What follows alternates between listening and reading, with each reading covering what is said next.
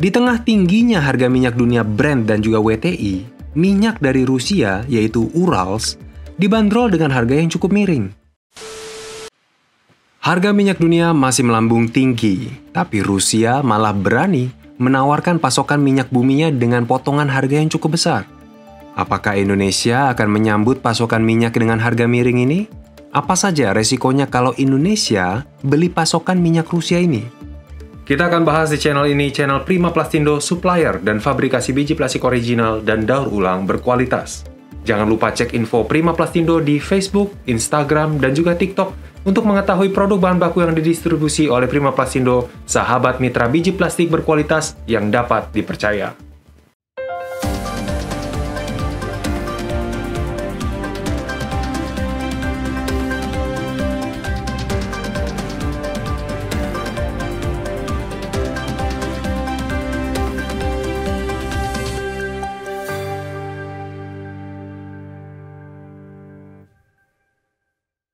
Harga BBM di berbagai negara sudah naik cukup signifikan, sejak harga minyak dunia juga melambung tinggi, termasuk di Indonesia juga.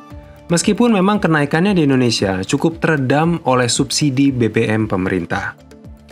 Tapi melihat harga minyak terus bertengger di level yang tinggi, anggaran subsidi BBM di Indonesia kelihatannya mulai tertekan.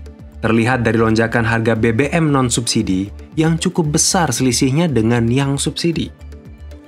Di tengah tingginya harga minyak dunia Brent dan juga WTI, minyak dari Rusia, yaitu Urals, dibanderol dengan harga yang cukup miring. Berdasarkan data Trading Economics pada akhir Agustus 2022, harga minyak mentah Urals ditawarkan pada level $80 per barel, sedangkan Brent masih ditawarkan di level $100 per barel. Jadi minyak Rusia dijual lebih murah sekitar 20%-an dari minyak Brent dan juga minyak WTI. Nah, ini jelas adalah tawaran yang menggiurkan bagi sejumlah negara, terutama di wilayah Asia, di mana India dan China sudah lebih dulu membeli minyak dari Rusia untuk menekan kenaikan harga BBM dalam negeri mereka. Bagi Indonesia juga, kalau beda harganya sampai 20% seperti itu, jelas sedikit banyak dapat membantu meringankan beban subsidi BBM dalam negeri. Nah, tapi kenapa Indonesia tidak segera gerak cepat membeli minyak Rusia berharga miring ini? Apa resiko yang Indonesia perlu waspadai kalau memutuskan untuk membeli minyak mentah Rusia? Sebelum lanjut, apakah Anda sedang butuh pasokan biji plastik original dan berkualitas?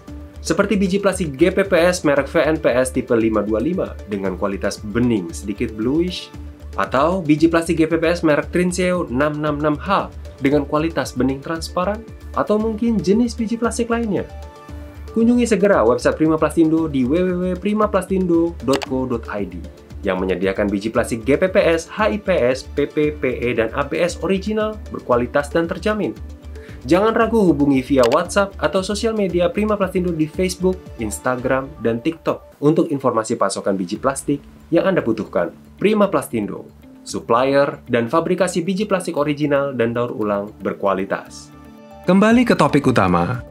Keputusan untuk membeli minyak Rusia dapat membuat Indonesia menuai kritik dari negara-negara G7 yang terdiri dari Amerika Serikat, Inggris, Italia, Jepang, Jerman, Kanada, dan Prancis, yang juga adalah merupakan mitra dagang dari Indonesia.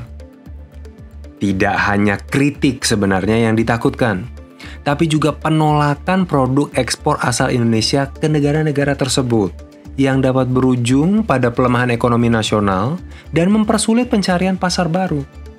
Maka keputusan tersebut dapat membuat Indonesia dianggap merapat ke Rusia dan mengingkari resolusi Majelis Umum PBB, di mana Indonesia sudah setuju bahwa Rusia melanggar kedaulatan Ukraina.